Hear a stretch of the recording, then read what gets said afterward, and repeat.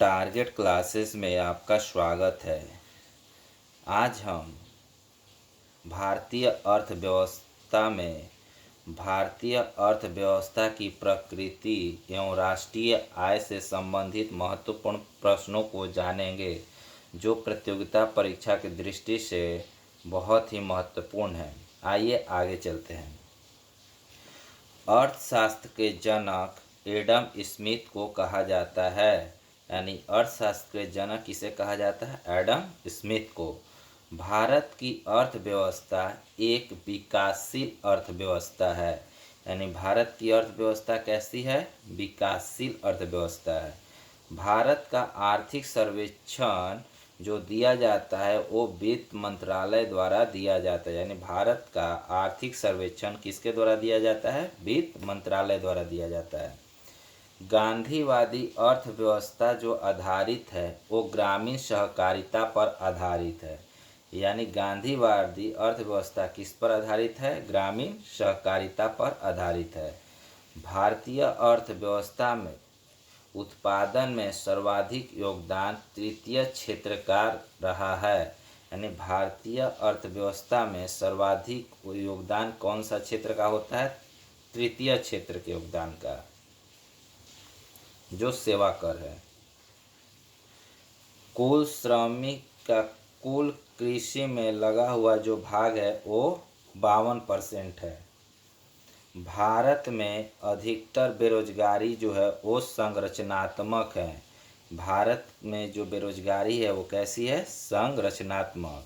और कुल श्रम शक्ति का जो कृषि जो भाग लगा वो 52% लगा हुआ है। राष्ट्रीय ग्रामीण विकास संस्थान हैदराबाद में अवस्थित है। राष्ट्रीय ग्रामीण विकास संस्थान कहाँ है? हैदराबाद में अवस्थित है। अंत्योदय कार्यक्रम का उद्देश्य अत्यंत गरीबों को मदद करना था, यानी अंत्योदय कार्यक्रम का मुख्य उद्देश्य क्या था? जो बहुत ही गरीब हैं उनको मदद करना। मानव विकास रिपोर्ट जारी करने वाला प्रथम जो राज्य था वह एमपी था।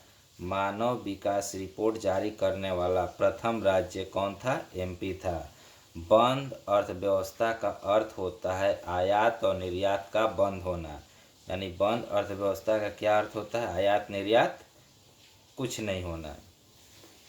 सबसे पहले औद्योगिक क्रांति को जो शुरुआत हुई वह इंग्लैंड में हुई थी, यानी सबसे पहले औद्योगिक क्रांति की शुरुआत कहाँ से हुई? इंग्लैंड से हुई। भारत में सबसे पहले राष्ट्रीय आय का जो अनुमान दिया गया था वो दादा भाई नौरोजी द्वारा दिया गया था, जो 1868 में दिया, यानी सबसे पहले राष्ट्रीय आय का अनुमान दादा भाई नौरोजी द्वारा 1868 में।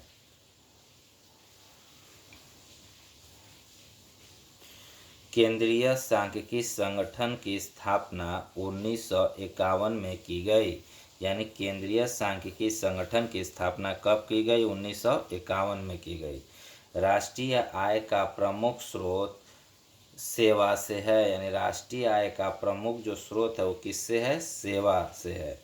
सबसे अधिक प्रति व्यक्ति वाला जो राज्य है वो गोवा है, यानी सबसे अधिक प्रति व्यक्ति आय वाला राज्य कौन सा है? गोवा है। और सबसे कम प्रति व्यक्ति आय वाला राज्य बिहार है, यानी सबसे कम प्रति व्यक्ति आय बिहार का है और सबसे अधिक प्रति व्यक्ति आय गोवा का है। प्रति व्यक्ति जो आय है कुल राष्ट्रीय आय में देश की कुल जनसंख्या से भाग दिया जाता है, यानी प्रति व्यक्ति आय कैसे निकालते हैं?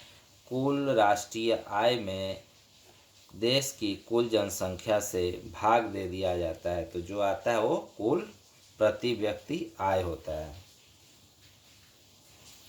देश की आर्थिक वृद्धि की जो माप की जाती है वह जीडीपी द्वारा किया जाता है, यानी देश की आर्थिक वृद्धि की माप किससे होती है? जीडीपी से होती है।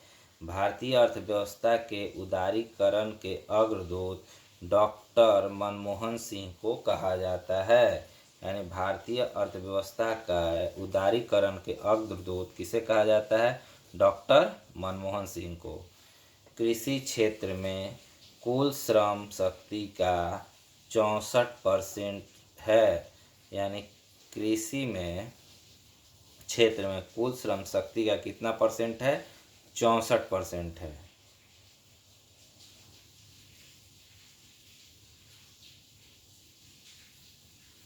उद्योग धंधों में कुल श्रम शक्ति का 16% है। उद्योग धंधे में कितना है? 16%।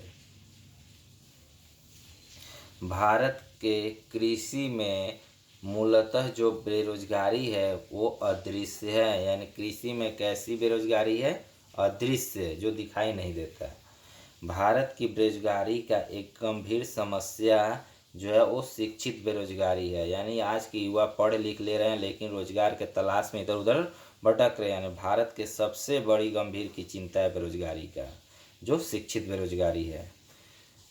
बेरोजगारों के आंकड़े जो प्रकाशित किया जाता है वो NSSO द्वारा किया जाता है। बेरोजगारी जो है उसको जो आंकड़ा प्रकाशित करता है वो NSSO द्वारा किया जाता है। तो आज हमने भारतीय अर्थव्यवस्था की प्रकृति और राष्ट्रीय आय से संबंधित महत्वपूर्ण प्रश्नों को जाना, जो परीक्षा दृष्टि से बहुत ही महत्वपूर्ण है। Thank you for watching. Like and subscribe.